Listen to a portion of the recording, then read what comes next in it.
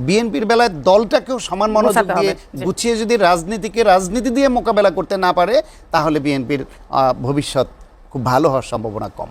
সারা দেশে মানে বিজয়ী বিএনপি পরাজিত জামাতের উপরে আক্রমণ চালিয়েছে, খুন করেছে, বাড়িঘর পুড়িয়েছে, যেসব বললেন এগুলোর বেশিরভাগই ভুয়া।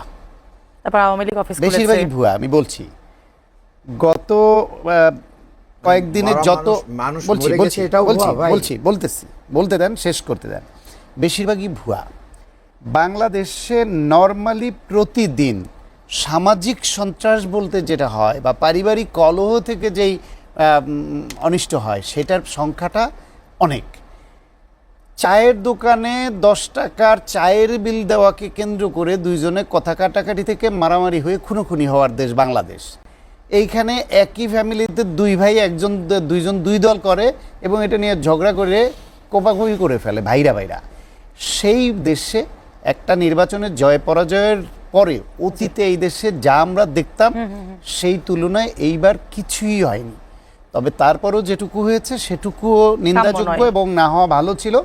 কিছুই যে হয়নি সেটার পেছনে এই বিজয়ী দলের সহনশীলতা অনেকখানি কাজ করেছে। যেমন বিজয় মিছিল করেনি বিজয়ী দল, তার পরিবর্তে মসজিদে দোয়া মোনাজাতের প্রোগ্রাম দিয়েছে। তারপরও যেটুকু হয়েছে সেটাও যাতে না হয়, তারেক রহমান যখন এখন প্রধানমন্ত্রী, তিনি যখন দলের প্রধান হিসেবে দেখা করতে গেলেন জামায়াতের প্রধানের দলে এবং এনসিপির প্রধানের বাড়িতে গেলেন, তারা এই বিষয়টা তুলে ধরলেন। তিনি বললেন আমরা চেষ্টা করছি এটা আরও কীভাবে কমানো যায়, এবং অনেকে বহিষ্কারও করেছে। এইটা বলল সন্ধ্যায়, পরের দিন তারা দেয় বিক্ষোভ। এটা যায়? এটা কি কোনো আচরণ হতে পারে যে ভাবি প্রধানমন্ত্রী যিনি ব্রুট মেজরিটি পেয়েছেন, তিনি দেখা করতে গেলেন, আলোচনাও হলো, বললে তার কাছে প্রসঙ্গ তুললো, তিনি বললেন আমরা চেষ্টা করেছি, আমি আরও চেষ্টা করছি, পরের দিন বিক্ষোভ করে তারা গেল। এইটা কথায় কথায় এই এক্সাজারেশন কি বলে, আমাদের 53টা সিটে জয় পরাজয় হয়েছে 5000 ব্যবধানে। নেমে আসলো তারপর না, আমাদের 31টা সিটে জয় পরাজয় হয়েছে 5000 ব্যবধানে, এবং এটা নিয়ে কারচুপি হয়েছে, কারসাজি হয়েছে, আমরা আইনি লড়াইয়ে যাব। রিয়ালিটি হচ্ছে টোটাল 21টা আসনে 5000-এর কমে জয় পরাজয় ব্যবধান। 21টা আসনে, 21টা। আজকে আপনি গুগলে সার্চ দিয়ে দেখেন, যে কোনো পত্রিকায় পাবেন 21টা। সেই 21টার রেজাল্ট কি হয়েছে জানেন? 21টার মধ্যে 12টায় হেরেছে বিএনপি।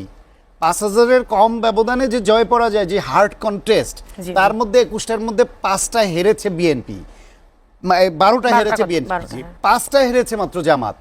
এনসিপি হেরেছে একটায়, খেলাপথ একটায়, অন্যান্য স্বতন্ত্র একটায়, এলডিপি একটায়, এরকম হয়েছে।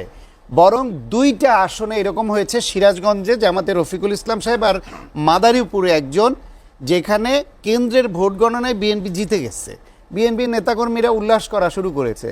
তারপর আসলো পোস্টাল ব্যালট গণনা দেখায় বিএনপি পায় 800 আর জামাত পায় 2500-এর উপরে। সেটা দিয়ে যেহেতু কম ব্যবধান ছিল, 2 জায়গায় জামাতের প্রার্থী একজন, জোটের প্রার্থী একজন জিতে গেল। অথচ এই পোস্টাল ভোট নিয়ে কিন্তু বিতর্ক ছিল এবং বিএনপির অভিযোগ ছিল যে এইটা নির্বাচন কমিশন পাঠিয়েছে, এটা ওপেন করেছে, জামাতের হাতে পড়েছে, তারা বিলি করেছে, এবং এইখানে অনেক রকমের কারসাজি হয়েছে।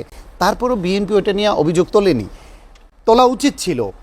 পাবনায় হাবিবুর রহমান হাবিব ভাইয়ের ওইখানে জামায়াত কারসাজি করে নিচ্ছে, সে অভিযোগ আছে। এই অভিযোগটা পাল্টাপাল্টি। এবার আক্রমণের কথায় আসি।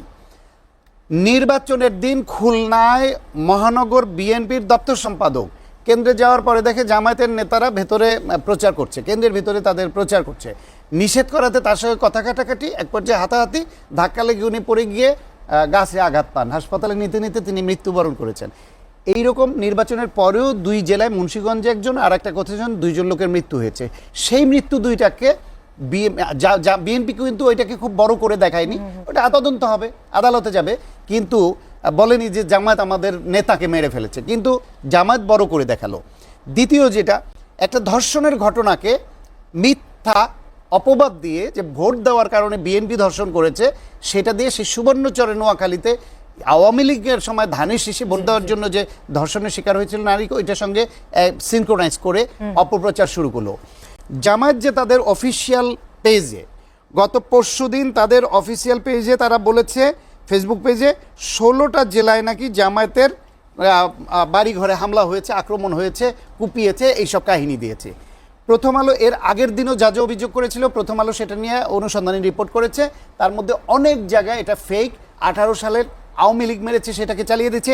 এই 16টার মধ্যে প্রথম আলো গিয়ে সেখানে জিজ্ঞেস করেছে সব জায়গায় স্থানীয় প্রতিনিধি, তারপরে ওসিকে জিজ্ঞেস করেছে, এসপিকে জিজ্ঞেস করেছে, ফাইনালি ওই এলাকার জামায়াতের দায়িত্বশীল নেতাকে জিজ্ঞেস করেছে। খুলনা এরকম যে সহিংসতার কথা তারা বলেছে ফেসবুক পেজে, সেখানে খুলনার 14টি আসন নির্বাচন পরিচালনার দায়িত্বে ছিলেন ওনাদের নেতা শফিকুল আলম, যিনি শুরা সদস্য। তাকে জিজ্ঞেস করেছে এই ঘটনায়, তিনি বলছেন এই এলাকায় এমন কোনো ঘটনা ঘটেছে, সংঘর্ষ ঘটেছে বলে আমার জানা নাই এখন পর্যন্ত। গোপালগঞ্জে এরকম একটা সহিংসতার খবর, এই 16টার মধ্যে আরেক জেলা গোপালগঞ্জ এক আসনের জামায়াতের প্রার্থী যিনি ছিলেন মোহাম্মদ আব্দুল হামিদ, ওনাকে জিজ্ঞেস করেছিলেন, বলছে না আমার এলাকায় এখন পর্যন্ত নির্বাচনের পরে নির্বাচনী সহিংসতা হয় নাই। কেন্দ্রীয়ভাবে সিদ্ধান্ত এটা কেন করলো শেষ করি সংক্ষেপে, করলো এই জন্য যে এই যে জিনিসগুলো তারা তাদের মেইন ওয়েব পেজে, অফিসিয়াল পেজে রেখে দিল, এটা অভিযোগনামা আকারে, লোকালি ঘটে নাই, লোকাল নেতারা না করছে, পত্রিকায় রিপোর্ট হচ্ছে, কিন্তু এইগুলাই হিউম্যান রাইটস ভায়োলেশনে ইলেকশন পরবর্তী সহিংসতা হিসেবে তারা বিশ্ববাসীর কাছে উপস্থাপন করবে, একসময় বই করবে, প্রচার চালাবে, কিন্তু এটা যে মিথ্যা, এটা যে বানোয়ার, সেটি স্বীকার করবে না। নির্বাচনের আগে যেরকম সততার নাম বলে ধর্মের নাম বলে সবচেয়ে বড় দুর্নীতিটা করেছে, টাকা দিয়ে মানুষের কাছ থেকে 5 বছরের জন্য রায় কিনতে চেয়েছে, এরকম দুর্নীতি করেছে, এখনো তারা এরকম মিথ্যা রাস্তা নিচ্ছে। সুতরাং সহনশীলতা, সহাবস্থান, বিএনপিরও ভুল করলে ধরিয়ে দিতে হবে, নিজেরাও মিথ্যা কমাতে হবে। এখনো পর্যন্ত ভালো উদ্দেশ্য নিয়ে ভালো হচ্ছে, এটা আমি বিশ্বাস রাখতে চাই এবং আমার তাই মনে হচ্ছে।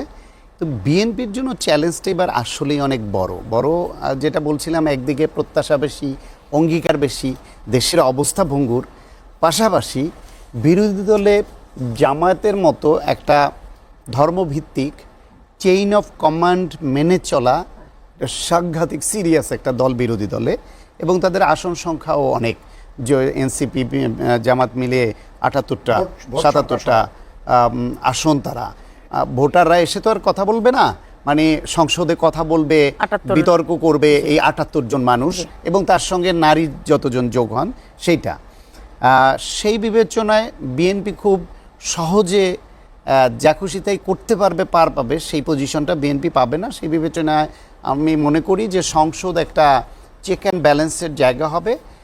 ছায়া মন্ত্রী পরিষদ করবে বলছে জামায়াত ইসলাম, এনসিপি, এটাও খুব ভালো একটা উদ্যোগ, সেই হিসেবে এটা করা। পাশাপাশি বিএনপিকে মাথায় রাখতে হবে যে শুধু মন্ত্রী পরিষদ দিয়ে দেশ চালিয়ে মানুষকে একটু স্বাচ্ছন্দ্য দেওয়ার চেষ্টা তো করবেই, তারপরও বাংলাদেশে এত সংকটের দেশে যারা সরকার চালায় তারা 5 বছরের মাথায় গিয়ে খুব পপুলার হয়ে যায়, সব ক্ষেত্রে এমন নয়।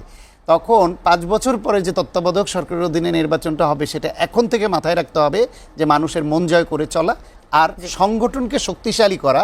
কারণ জামাতের মতো এইরকম একটা মানে একটু ভিন্ন মানসিকতার, যারা একই সঙ্গে এক হাতে বেহেস্তে টিকিট বিক্রি করে, আর এক হাতে আবার টাকার নোট দিয়ে ইহকালের টিকিটও দিতে চায়, এবং তারা খুব সংঘবদ্ধ, এবং তারা খুব প্রয়োজন মতো রং বদলাতে পারে, এরকম একটা দলের সঙ্গে তাদের রাজনৈতিকভাবে মোকাবেলা করতে হবে। সুতরাং একই সঙ্গে বিএনপিকে সরকার চালানোর ব্যাপারে যেরকম সতর্ক থাকতে হবে, অতীতের দলগুলো সরকার চালাতে গিয়ে দলে মনোযোগ দিত না, দলটা একটু অগোছালো হয়ে যেত।